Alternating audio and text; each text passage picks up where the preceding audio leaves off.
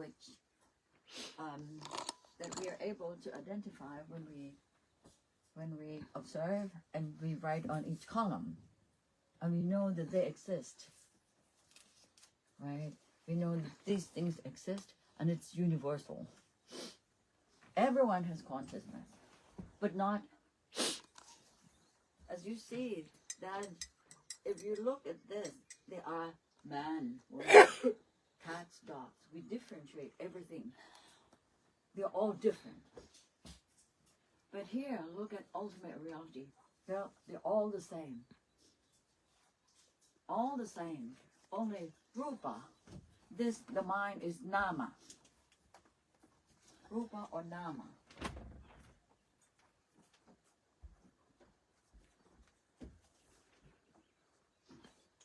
Only rupa and nama. And we know that it exists in the nature, right? Rupa is, material that comes in and out, it's a process. And nama is also the process that you experience them. Like consciousness, feelings, perceptions, and mental formation. Did you realize it? They are in common with everyone. It's not that only you have consciousness.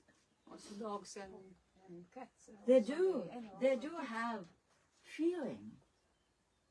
If they can see, that means that they have consciousness, right? If they can hear, they have consciousness, you see. And so it means that they have nama, or mind, and they're also matter. They consist of the 4 elements. See, they eat food, which is the earth element. They drink water the same way. So everything which is outside becomes the body the same way as ours. So you see that if you look at ultimate reality, there is no difference. We share the same common nature. But the concept reality makes us different. So you're the man. We don't want you. We only want women. You see that this is the difference in the world. That's why it makes so much differences in the world. And then rejection. You're not the same. You go away. You're only. Yeah, always go to that side, right? When you go away, not on this side, but on that side. Okay, this is that's the difference. But then, normally, if we do not practice, we can never penetrate into understanding rupa and nama. But now, since we practice this, we see both dimensions. And we see both dimensions so that it's more and more becoming one thing. We share more and more the same thing in common. Okay? And what else? Like big house.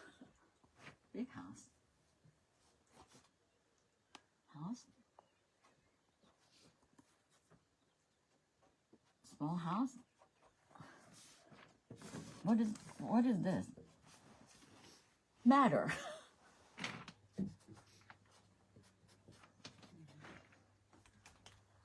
What about car? Car also matter. Car. Matter. Anything, everything that has no life, like that's the explanation on the other day. They're all matter or rupa. They're all matter that like it changes, ever changes. Yes. What about plants? Oh, that's a good question. What do you think? Plants. What do you think? Do you think plant can see?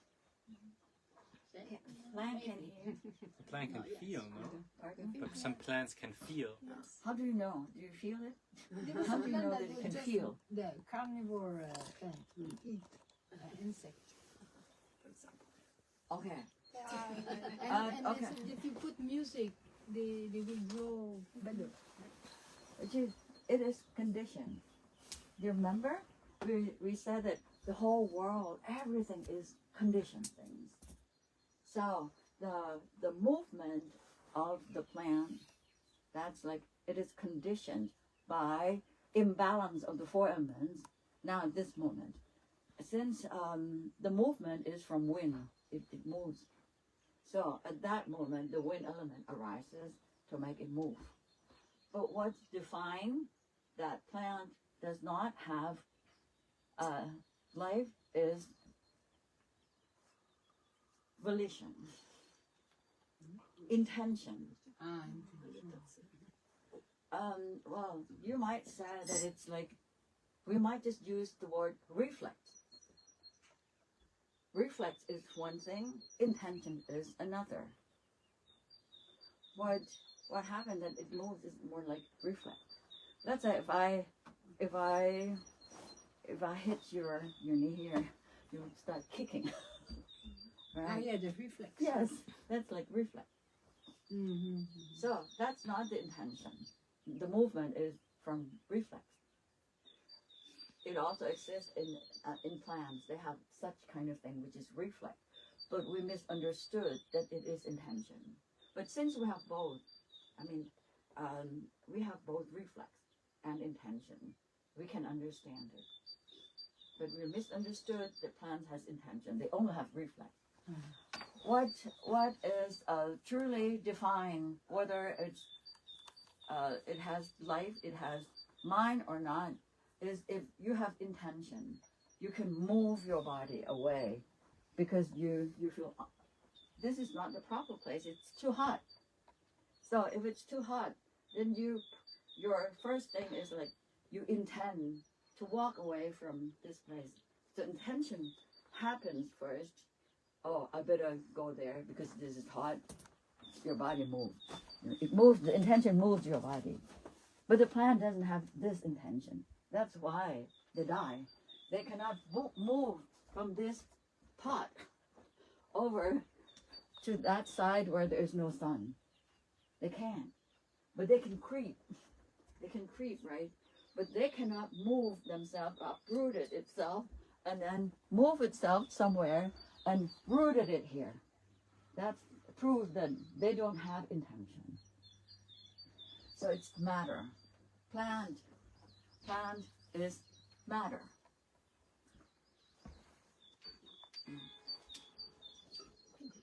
So plant is matter.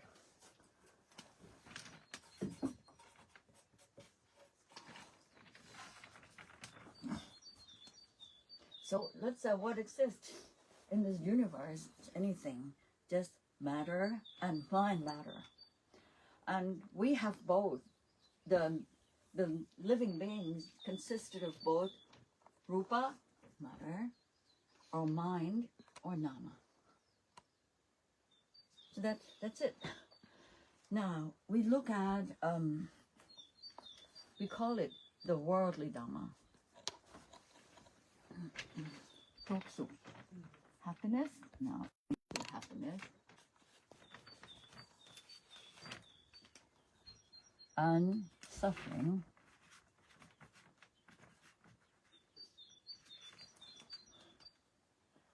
That is on the mental side, right? It's happiness and suffering. Is nama, or mind. Okay, this is only one. What else? Sansearn, blame, honor. Being honored. Do they use this word? Do you remember? The technical term for honor, being honored, and blame and praise. Okay, we have. Praise. Right? What was praise? Yes, blame and praise, right? And honor and dishonor. Yod, lab, yod, sansearn. I think one was praise. I think praise is the correct word. You mean honor and dishonor is an additional one to praise and blame? No. It is like praise and blame. Yeah, that one, the question. And are you asking, is there an additional one of honor and dishonor? And it's different. See, one is honor. I'm not sure whether this is the technical term for it, but I think so. And dishonor. Praise è Honor. praise è quando ricevi And wealth, gratitudine, quando ricevi wealthy, complimento, unwealthy.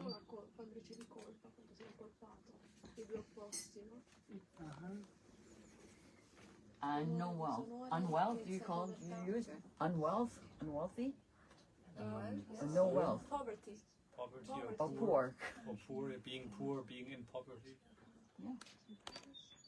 But if you're Poverty. saying wealth, And it would be poverty, poverty okay. because it's the noun. Healthy. In salute. Yeah. Now, what are those things?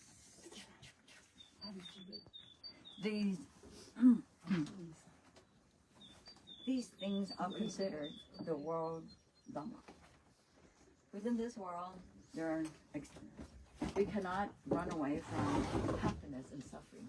We know that we have suffering. Happiness and suffering is the mind. But how about praise and blame?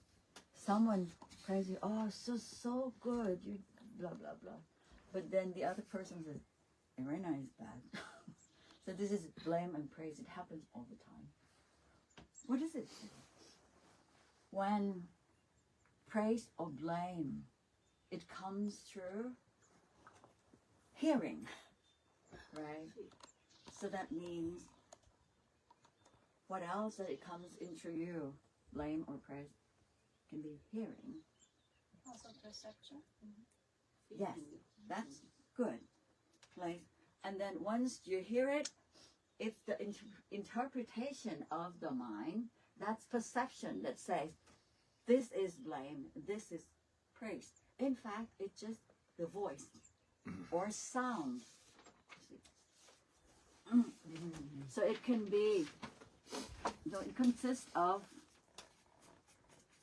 matter, which is the sound, and it consisted of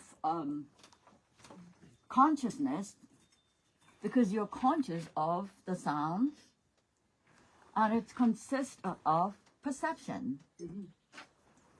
Also feeling. Yes, exactly. And consists of feeling. See, if it is praised, then feeling is positive. If it's blame, it's negative. It's due to perception. It's conditioned by perception. So, you see that this blame and praise is, in fact, we call it blame and praise, which is concept. But in reality, it happens as phenomena in steps. First, hearing. Hearing what? Hearing the matter. But then, consciousness hears the matter. The hearing starts. And the perception interprets that voice is blaming. So perception gives the condition to feeling to give value. This is negative. So after that, you have to be angry. Or sad, right? You see, and then what else? Honor. Let's say if you're honored by, I give you a piece of paper, honoring that you're the best medical student in the world. Okay? Okay, this, what I wrote, best medical student in the world, I give you. Yay! So you're happy. So what happened? Is this is a piece of paper. So this is matter. And it's written the language. If it's in Italian, then you understand it. But it doesn't mean anything to me. I don't understand it. I throw it away. But for you, oh yes, I'm best student in the world. So, you see, it also deals again with perception. Even though this is matter, and then you saw it. When you saw it, you're happy. Because perception, right? So again, it's like matter, consciousness, because you see this paper. Perception is like, oh, it interprets that this is so good. That's an illusion because it's only a piece of paper. And then you have good feelings. It's so delusive, right? So this is honor and dishonor, two opposite things. And wealth and poverty, and lots of money. What's money? Money is matter. So this is only matter. Everything, big houses, many cars, those are all matter.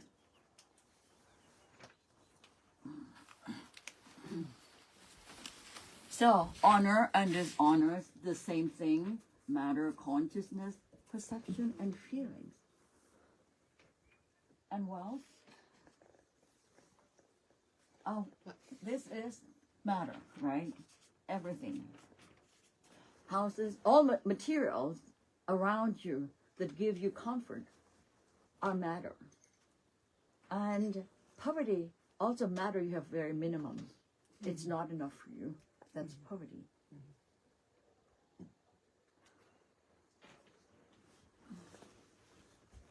So this is conceptual reality, and that's ultimate reality. But then, since we have this mind to understand it this way, if we do not practice, we cannot dissect the moment. Like the first moment, it's actually the first moment you see it. You see the matter. And without knowing, you see, oh, this is honorable paper, like the gold medal. So it's just matter. See, it's wrong interpretation of the mind. It's wrong perception of the mind in the beginning. So this is what happened within the world if we attach and if we believe in conceptual reality. It leads you to all misconception of everything in the world. So, but we cannot get rid of perception because it's there. It's part of the mind. And we're born with this. What we can do is we can observe the interpretation. That it's wrong. It moves into concept. We do not want to, what we can is once this perception arises, we can dissect into this. Therefore, we will know that praise and blame doesn't truly exist. It just exists as the concept. And then it's your own mind created. So it's like you create it and you're happy with it. You create it and you're sad with it. It's madness. So within this world, as long as the mind works this way, without being able to penetrate into the true functions of the mind, that it's conditioned by this interpretation, which this interpretation will give you concept.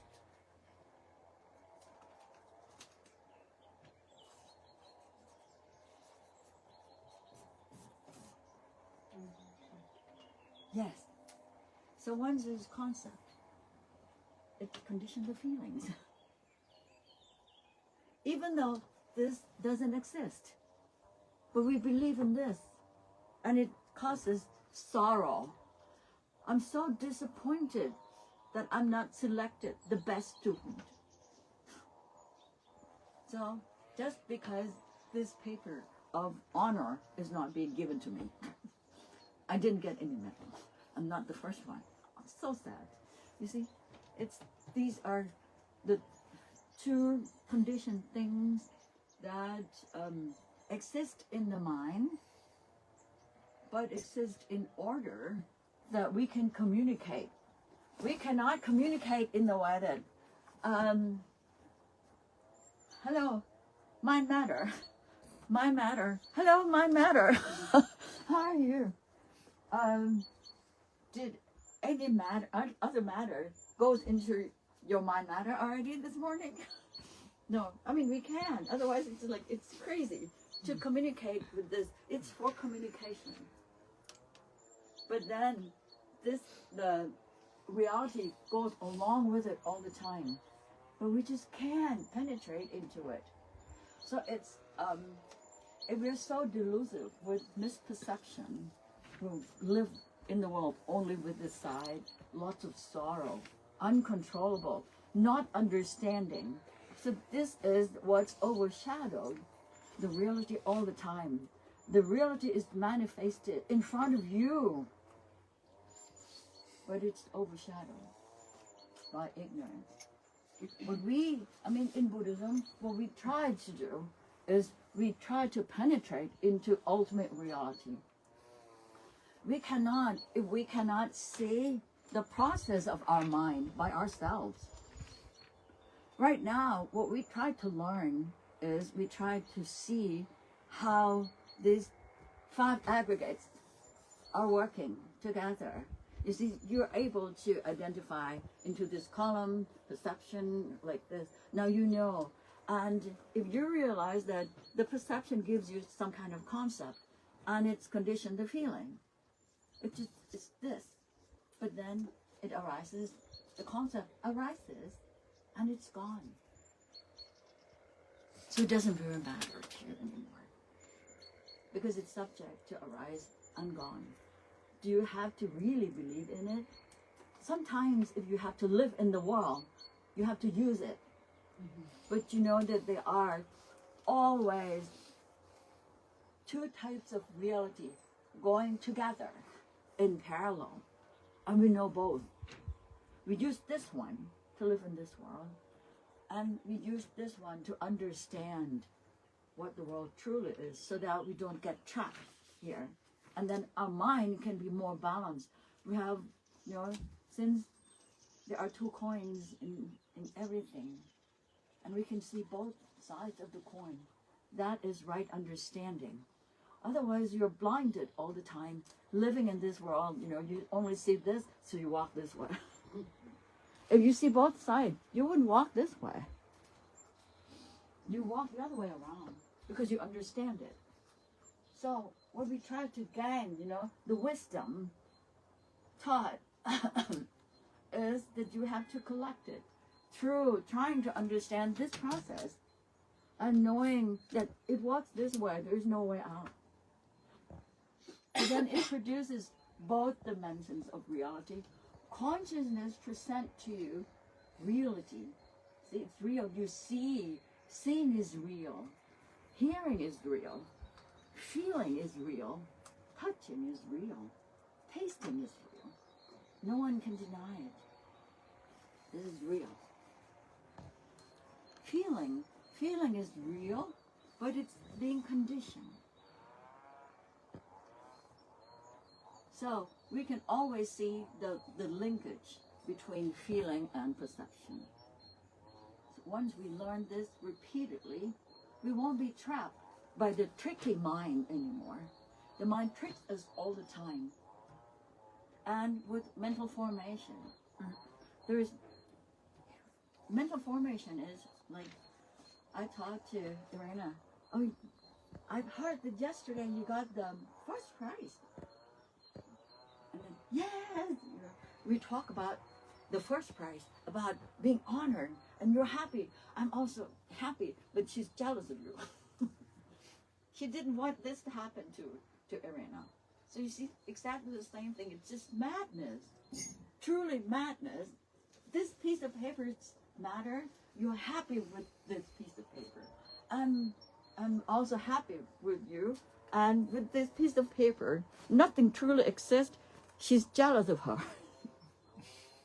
So this is madness in the world. If no one understands, how the mind can present these 2 realities. So, so now that we've learned how to go into observing the 5 aggregates working, now we can also tell ourselves that oh, this is concept, but it's not real. We can come out of the concept and live real in reality. Okay, what exists? Now, what truly exists, therefore here, there are four things that truly exist as ultimate reality. There are, we call it consciousness.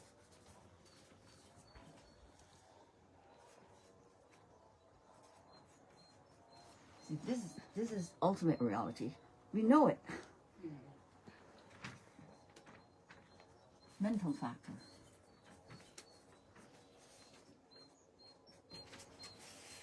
Senti, la What are coscienza mental quindi factors? dobbiamo considerarla come un altro senso, oltre i 5 sensi formali. No, la mente tutta.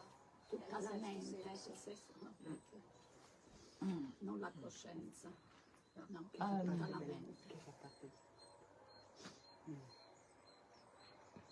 Like happiness is a mental factor, right? I don't know. I จำไม่ได้แล้วอะ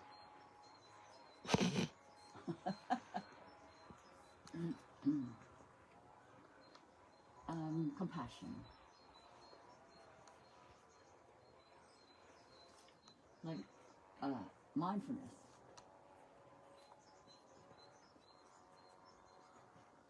What else? Wisdom. Allora se tutta Faith. la mente viene considerata come un senso, anche tutti i Perception. fenomeni mentali diventano un senso, quindi anche le percezioni, anche Feeling. dovrebbero essere un senso. Fanno parte della mente. Fanno parte della mente ma vengono viste come un senso. Craving. È un senso che contiene tutto il resto. Cravings, aversion.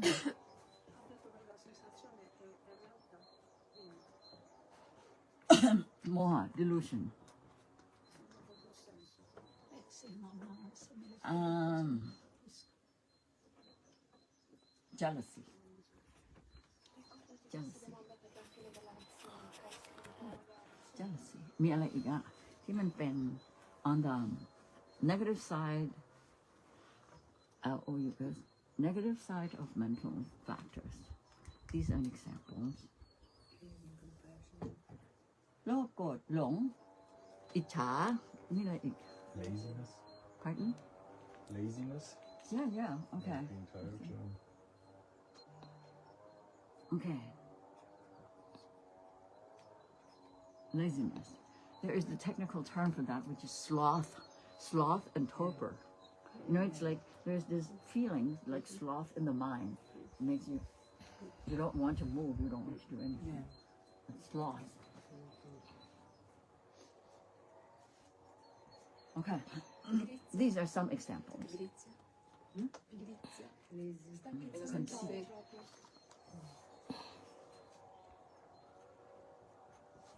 Okay. Rupa.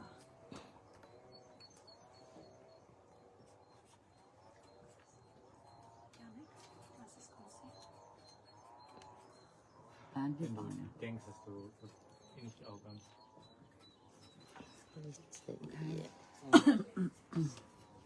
Now, when we can differentiate what ultimate reality is, we can summarize what are all the ultimate reality exist. You know, the first one, consciousness, we know what it is. The second, mental factors. They're also universal. We know it. There are positive, negative. Like positive mental factors, like like when you feel good, happiness. And this is like sorrow or sadness. These are examples. Compassion. Everyone knows what compassion is. It happens in the mind as mental factor, right? Mindfulness is also mental factor. We are cultivating now. Wisdom. Wisdom in Buddhism is to be able to perceive reality as it is. wisdom, we are cultivating wisdom. Faith, you know, faith is also positive side of mental factor. Perception is also mental factor. But see, it just does its function without selecting. Just, it's not good or bad, right? Feelings is also mental factor because it's like what happens within the mind. Perception is what happens within the mind. And on the negative side, which are mental factors, like cravings. Cravings happens within the mind. When you crave something, you know that it's unpleasant. Aversion, of course, it's not good. Delusion. Jealousy. Laziness or sloth. Conceit. Conceit.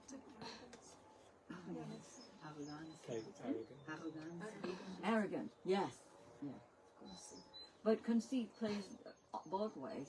It's like one is arrogant, but one is, you know, this is also like it's up and down. That's conceit. And also conceit when there is comparison happen. That's always conceit. And comparison can arise only when you can define that this is different from this. Yes, the judgment. The judgment. When let's say when there are two things, it's like we are equal, because there is comparison. We're equal. That's the function of conceit. It compares that we're equal. Or another word, like you're lower than me. This is, and it's like you're higher than me. This is also conceit. I mean, it's from this, of course, judgment. From comparison, it's conceit. So you see, it's also the mental factor. It's the natural part of the mind that when you see that things are not equal, one is better than the other. But if we start to see things like they share common characteristics, they become one. There's no comparison. Right? We're the same. Why should we have to compare? We're exactly the same. We're one thing, not two things. So we have the conceit as the mental factor within everyone's mind, whether we observe that or not, that you are overtaken by conceit already. And then, of course, others like sadness. But these are examples of mental factors, which they are all universal. Everyone knows it.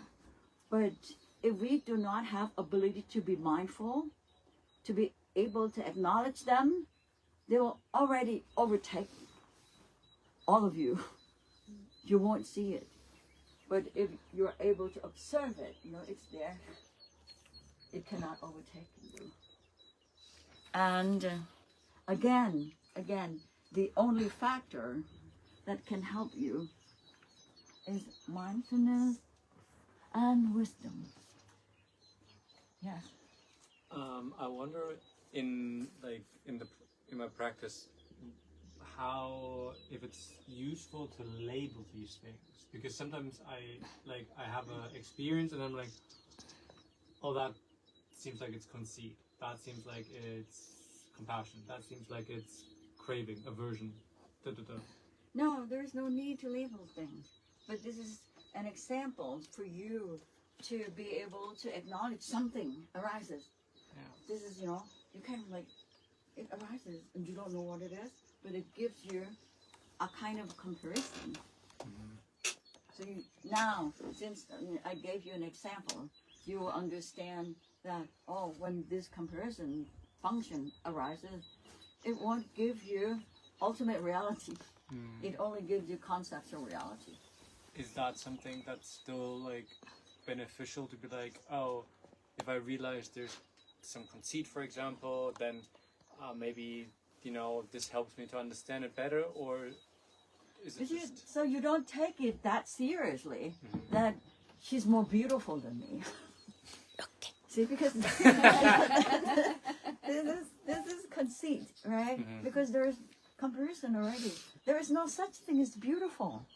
But just because the mind goes to this side of the concept, then it happens that she's more beautiful. So when you start to realize that, oh, there's comparison, so you don't have to believe in it. Can it be like, because I feel like the reason I'm asking, because sometimes it helps me in that moment to let go of it. If I like have a thought, like for example conceit, and then is a comparison, and then I realize, oh, there's the labeling this conceit, then it's like, okay, then I can let it go. Or this is craving. So yeah, it helps in a way too. Both. Yeah. See, it's like this is all these profound mental factors are elaborated in Abhidhamma. But then if you read, if you understand it, through reading, you don't experience it. And it will not give you anything, conceit. Do you know what conceit is? No, until you realize this is it. But then this is what I mean of like when I realize it in my experience to then be like, oh yeah, this is conceit. Okay, so the thing is that you should, it needs a guidance to be able to differentiate that conceit is delusive. Yeah. Otherwise, you won't know by yourself. If the Buddha didn't explain about conceptual reality and ultimate reality, there's, you can live your life fine, right? It's fine. So, when you know that, hey, this is delusive, it's the same as someone tell you that conceit will give you delusive information. Yeah. So don't get trapped. But since there's still perception working this way all the time, conceit is also there. But what you can do is you don't have to believe it. Okay. But if no one tells you that conceit is unwholesome and can lead you to separation and hatred and comparison, you're richer, I'm poorer, I'm jealous of you, it leads you to this due to conceit. Then you will not know whether this conceit is dangerous. But so then when I notice conceit in my experience, it's helpful to be like, this conceit, so I can dismiss it, I can let go. Okay, if let's say if you're not sure, this phenomenon arises in your mind, and you're not sure whether you should level it with conceit or level it with restlessness of mind. Normally, they come together anywhere. Yeah. Conceit is part of the restlessness of the mind, and the restlessness of the mind goes nowhere. Yeah. It comes like this. So as long as you feel that it goes nowhere, that's unwholesome already.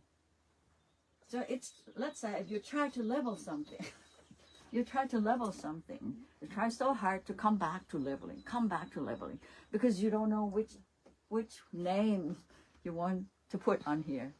I'm not sure. I put on the name on here. It doesn't seem right. Maybe I find some name else to put here. Maybe I try to find some name to put here. But I'm not sure which one is correct. This is delusion. But putting a name helps us to identify what it is. It's not putting a name like this, what is okay. This Yes, is but I think that in your case, you put the names and then you're not sure whether this is the right name. I think I might be wrong, but I feel like in the case, at least the example that I was giving, again, I might be wrong, but I feel pretty sure. Like, I'm not trying to force the label. Okay. But like, there's a thought, I'm like, conceit. Okay, so that's automatic, right? Yeah. So as long as it's automatic, it's fine. Yeah, I'm not saying, there's a thought, could this be conceit? Let me think for an Okay. No, As long as it's fine, because first of all, you have some guidance about this already in your mind. It becomes part of your perception because you had this information. So then when the true experience arises, then you know that, oh, it's that. Yeah. That's what I mean of like when that becomes automatic, if that's something to be like, No, okay. then it's wisdom. Okay. Because you know, now you know both. You know that this experience is ultimate reality, and you can also put the right name of the worldly concept on the experience. So you have both sides. Okay. And then my second question would be about the about the positive factors, because obviously then the craving, aversion, and so on is when it like the labeling comes automatic, it is for me to let go. But then, like for example, with something like compassion, is that then something where it's one of those things in where I can think about this in like the right effort from the Eightfold Path of the other things I can let go, and then this, if I like, oh, I feel compassion, oh, nice, this is something to cultivate, or is that something also to let go? You see, it is like this. The right effort is we have both. Yeah. We have also negative mental factors, and some of the positive we don't have, but we can cultivate. So the first one of the right effort is try to let go of the bad one. When it arises, do not allow it to happen. And then cultivate whichever positive you don't have yet, or you already have it, then maintain it. So this is the right effort. But then finally what happened is, still, if you hold on to this is positive and this is negative, okay, that's why we have to progress further, because once you do this, you let go of this, and then build this, let go of this, and build this. So this is the mind. It still works all the time. Now, but then you're clever now, you have wisdom. You can cultivate something good, not that cultivate on the wrong side, right? So you're doing the right thing, but then if you do this, the mind still work. Yeah. The mind still work. That means that the intention is this, and the intention is an energy to move you up, right? There is becoming. Yeah. Because you still go further. Yeah. Or if you're attached to this, you go down. Still up and down through this intention. You can decide. What is it? You can decide which way you want to follow. Right. So still you hold on to this. That's right effort. But then when we go further, it's like when we understand again the common characteristics. Everything is about common characteristics, so that you don't choose. Since you know already, if we observe, it's there. This is positive side. Now you're positive side. Now you're negative side. You're not me. This is not me. This is not me. Now it's like we try to cultivate it, and we let go of that. Okay, and sometimes we cannot let go. But as far as you cannot come nearer to me, you stay there. You do your function. That's fine. This is about letting go. I don't mess around with you anymore. Just fine with you. Let you be. But I'm not going to mess around. Otherwise, if I push you, then I have painted hand again. Let go. This is letting go. And then here, if I see this, but if I attach to this, again, I have to work. See, the mind works towards that. If you want to have the absolute peace, the mind does not need to work. Through understanding, no need to work. Let it be. It worked for me already. It's automatic. Yes, automatic. Letting go of this, letting go of that. I don't go anywhere. I don't have to work. stop working, true understanding. Does that then mean the sort of the positive mental factors that they become sort of, they still cultivate themselves to the same extent as if you would work? Or you just say, okay, I've let go, I don't need to cultivate them, Okay. but they cultivate So, themselves. okay, you see the thing is that now you know the influence of both. Yeah. Right? And you're able to kind of like, a part of you to detach from both. Mm-hmm. Do you think that it still functions? Do you think that that still functions? They have their own functions. Yeah. So they go on working. They also go on working. Yeah. So if I mess around with this, it helps me, going upward. If I mess around with this, it makes me going downward. And if I'm here, I don't mess around with both. It still functions that way anyway. But then do you not stay the same? Because if you don't mess with any... Right, I stay the same. Yeah. And I allow them to work worldly way. Okay. See, I'm beyond the world now. And the world goes on. Mm. On the dualism goes on. This goes on functioning. The worldly function, that goes on functioning, worldly function. But I'm beyond both already. And I don't have to push and pull anymore because I'm beyond that.